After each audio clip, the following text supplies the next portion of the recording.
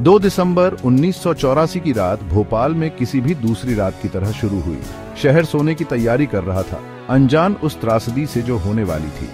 Union carbide India limited के pesticide plant में मशीनों और इंसानों की गलतियों के कारण एक भयानक घटना हुई। टॉक्सिक केमिकल मिथाइल आइसोसाइनेट से भरे एक स्टोरेज टैंक से एक लीक शुरू हुआ। चुपचाप अपनी जानलेवा धुआं फैला रहा था। जैसे जैसे रात गहरी होती गई, हवा से भारी गैस का बादल भोपाल की गलियों में रेंगता रहा। अनजान और सोते हुए लोगों ने जानलेवा धुएं में सांस ली। कई लोग अपने घरों में ही जहरीली गैस के शिकार हो गए। दूसरों को अपने फेफड़ों में जलन, आंखों में चुभन और सांस लेने में तकलीफ हुई। जैसे ही लोग अदृश्य जहर की चपेट में आ गए, वे अपने घरों से बाहर निकलने लगे, गैस की घुटन भरी पकड़ से बचने के लिए बेताब। हवा जलती हुई मिर्च की गंध से भरी शहर के हर कोने में जानलेवा गैस ले गई। अस्पताल जल्दी ही भर गए। पीड़ितों की भारी संख्या और जहर के अनजान स्वरूप को संभालने के लिए तैयार नहीं। अराजकता फैल गई क्योंकि परिवार अंधेरे में अपने प्रियजनों को खोज रहे थे। मरने वालों की आहें और जीने वालों के रोने की आवाजें आ रही थी। यह रात हमेशा के लिए इतिहास में दर्ज औद्योगिक लापरवाही के विनाशकारी परिणामों का एक भयानक प्रमाण बन गई। भोपाल गैस त्रासदी के तुरंत बाद का दृश्य भयानक था। सड़कें लाशों से पट्टी थीं। पुरुष, महिलाएं और बच्चे, उनके चेहरे दहशत और पीड़ा से भरे हुए। जानवर मरे पड़े थे, गर्मी में उनके शरीर फूल रहे थे। हवा अभी भी मिथाइल आइसोसाइनेट की गंध से भरी हुई थी, मौत के सन्नाटे से भरी थी। लीक के तुरंत बाद के दिनों में आधिकारिक मृत्यु संख्या लगभग 8,000 आंकी गई थी। हालांकि त्रासदी का असली पैमाना तत्काल हताहतों से कहीं आगे तक फैला हुआ था। हजारों और लोग जिन्होंने गैस की कम मात्रा में सांस ली थी, स्वास्थ्य संबंधी जटिलताओं का अनुभव करने लगे। उनके फेफड़े जहरीली गैस से जख्मी, काम करने के लिए संघर्ष कर रहे थे। आंखें जल गईं, कुछ तो संक्षारक रसायन से अंधी हो गईं। गर्भवती महिलाओं का गर्भपात हो गया या गंभीर जन्म दोष वाले बच्चों को जन्म दिया। इस परिमाण की आपदा से निपटने के लिए शहर का बुनियादी ढांचा संकट के भार तले दब गया। बीमारों और मरने वालों से भरे अस्पतालों को मरीजों को वापस भेजने के लिए मजबूर होना पड़ा। मुर्दाघर में जगह नहीं बची, जिससे शव सड़कों पर ढेर हो गए। जीवित लोगों ने मृतकों से ईर्ष्या की क्योंकि उनका दुख समाप्त हो गया था। भोपाल गैस त्रासदी केवल एक औद्योगिक दुर्घटना नहीं थी, यह अभूतपूर्व पैमाने की मानव निर्मित आपदा थी। अनियंत्रित औद्योगिकरण और कॉरपोरेट लालच की मानवीय कीमत की एक भयानक याद दिलाती है।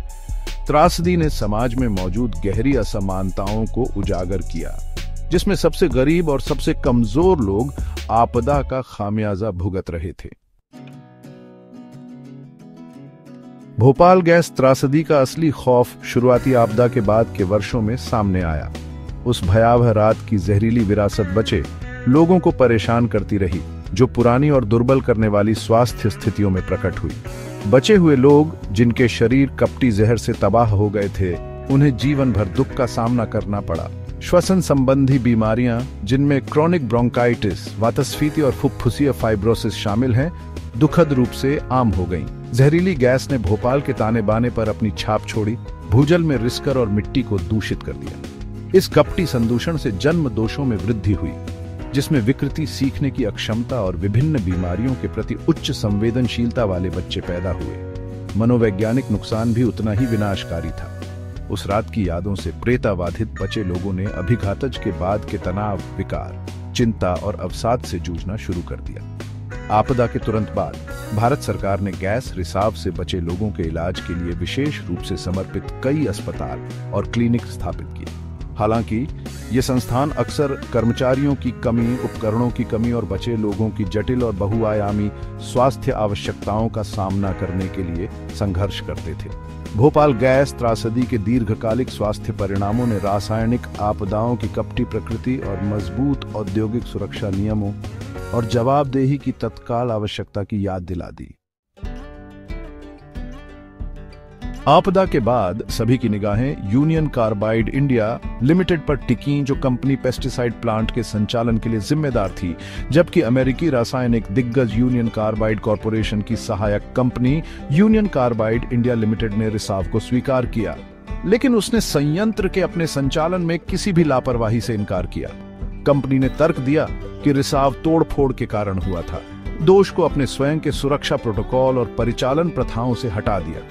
1999 में वर्षों की कानूनी लड़ाई के बाद यूनियन कार्बाइड कॉरपोरेशन भारत सरकार के साथ अदालत के बाहर समझौते पर सहमत हुई। समझौता कुल मिलाकर $470 मिलियन व्यापक रूप से अपर्याप्त होने के लिए आलोचना की गई थी।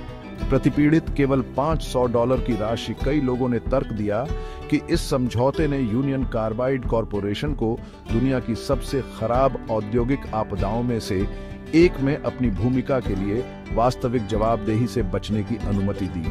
हालांकि भारत सरकार का कहना है कि मामले की कानूनी जटिलताओं और आपदा के दीर्घकालिक स्वास्थ्य प्रभावों के आसपास की अनिश्चितता को देखते हुए समझौता उचित और न्याय संगत था।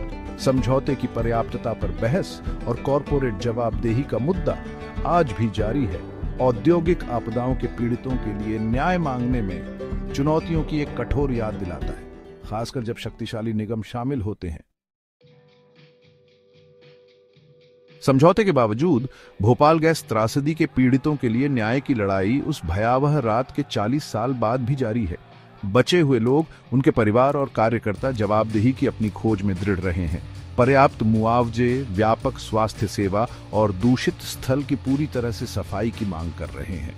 हालांकि उनकी मांगों का प्रतिरोध हुआ है। डॉव केमिकल, जिसने 2001 में यूनियन कार्बाइड का अधिग्रहण किया, ने आपदा के लिए किसी भी दायित्व को मानने से इनकार कर दिया है, ये तर्क देते हुए कि वह अपने पूर्ववर्ती के कार्यों के लिए कोई जिम्मेदारी नहीं उठाता है। भारत सरकार पर भी बचे लोगों को पर्याप्त स्वास्थ्य सेवा और मुआवजा प्रदान करने में देरी करने का आरोप लगाया गया है। न्याय की लड़ाई एक लंबी और कठिन रही है, जो कानूनी लड़ाई, विरोध और अंतर्राष्ट्रीय अभियानों द्वारा चिह्नित है। फिर भी बचे लोगों की भावना और उनका अटूट दृढ़ संकल्प न केवल भोपाल के लिए बल्कि दुनिया भर में औद्योगिक आपदाओं के पीड़ितों के लिए आशा की किरण के रूप में कार्य करता है। उनका संघर्ष मानव आत्मा की स्थायी शक्ति और न्याय की अटूट खोज का प्रमाण है, यहां तक कि प्रतीत होने वाली कठिन परिस्थितियों का सामना करने पर भी। भोपाल गैस त्रासदी के बाद स्थानीय और अंतर्राष्ट्रीय सहायता समूह हरकत में आ गए। इन संगठनों ने बचे लोगों को चिकित्सा सहायता, कानूनी सहायता और वकालत की पेशकश करते हुए बहुत आवश्यक सहायता प्रदान की। उनके अथक प्रयासों ने पीड़ितों की दुर्दशा पर वैश्विक ध्यान आकर्षित किया और जिम्मेदार लोगों से जवाबदेही की मांग की। भोपाल के बचे लोगों की आवाजें अकल्पनीय क्षति और स्थायी ताकत की कहानी कहती हैं। कई लोगों ने अपने अनुभव साझा किए हैं, आपदा की रात और उसके बाद के लंबे संघर्ष को याद करते हुए। ये साक्ष्य औद्योगिक लापरवाही की मानवीय कीमत और मानव आत्मा के लचीलेपन की एक शक्तिशाली याद दिलाते हैं। समर्थन और ध्यान के बावजूद भोपाल के लिए ठीक होने की राह लंबी और कठिन रही है।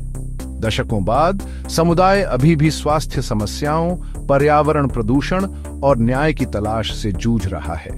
उन लोगों के दृढ़ संकल्प से लड़ाई जारी है जो त्रासदी को भुलाए जाने से रोकने से इनकार करते हैं। भोपाल की विरासत आशा और लचीलेपन में से एक है। त्रासदी ने औद्योगिक सुरक्षा और पर्यावरण न्याय के लिए एक वैश्विक आंदोलन को जन्म दिया है। बचे लोगों और कार्यकर्ताओं ने अपने दर्द को परिवर्तन के लिए एक शक्तिशाली शक्ति में बदल दिया है, यह सुनिश्चित करते हुए कि भोपाल के सबक भविष्य की पीढ़ियों को ऐसी आपदाओं को रोकने में मार्गदर्शन करेंगे। उनका साहस और दृढ़ता मानव आत्मा की ताकत का प्रमाण है।